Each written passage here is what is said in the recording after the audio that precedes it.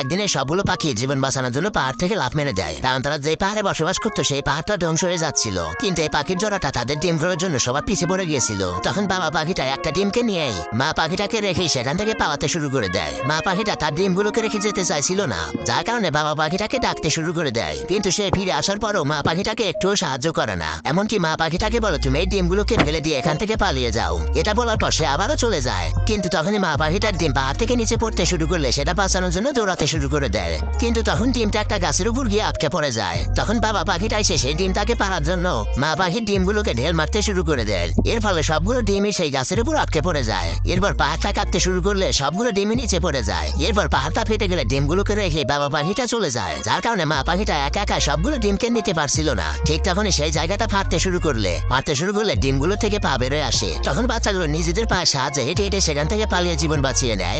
একদিনে খরগোশটা তার ঘরের মধ্যে ঘুমাচ্ছিল, কিন্তু তখনই হঠাৎ করে তার ঘরটা কাঁপতে শুরু করে দেয়, যার কারণে খরগোশটা ঘুমের মধ্যে পানির কল বন্ধ করে আবারও ঘুমিয়ে পড়ে। কিন্তু তখনই উপর থেকে তার উপর মাটি পড়ে যাওয়ার কারণে তার ঘুম ভেঙে যায়। এবার খরগোশটা বাইরে গিয়ে লোকটাকে এমনটা করতে নিষেধ করে, কিন্তু লোকটা খরগোশটার উপর অনেক রেগে তার ঘরের উপর অনেকগুলো বোম লাগে তার পুরো ঘরটাকে ধ্বংস করে দেয়। কিন্তু এতগুলো বোম ফাটানোর পরও খরগোশটার ঘরে গেছি হয় না। তখনই খরগোশটা ঘর থেকে বের হয়ে ময়লা ফেলে আবারও ঘরের মধ্যে ঢুকে যায়, যার কারণে লোকটা অনেক রেগে তার ঘর ভাঙার জন্য মই দিয়ে উপরে উঠে যায়। তখনই খরগোশটা নিচ থেকে হাত বের করে মইটাকে কেটে ফেলে। এরপর তাকে ধাক্কা মেরে নিচে সিমেন্ট রেখে দেয়, যার কারণে লোকটা সিমেন্টের মধ্যে পড়ে জমে যায়। এরপরের দিন লোকটা হেলিকপ্টার দিয়ে বোম এনে খরগোশের ঘরের মধ্যে ফেলে দেয়। কিন্তু তখনই খরগোশটা তার বিছানা থেকে উঠে যাওয়ার কারণে বোমটা উল্টো তার কাছেই চলে যায়। তখন তার হেলিকপ্টারটাই ধ্বংস হয়ে যায়। তখন লোকটা সিমেন্টের কারণে সে খরগোশের ঘরের মধ্যে সিমেন্ট দিতে শুরু করে দেয়। তখন খরগোশটা চালাকি করে ছাতা খুলে দিলে সিমেন্ট সবগুলো বাইরে পড়ে যায়। তখন খরগোশটা তার সিমেন্টের সাহায্যে ঘরটাকে অনেক মজবুত করে, যা দেখার পর লোকটা খরগোশের কাছে হার মেনে রাস্তাটা বাঁকা করে দেয়।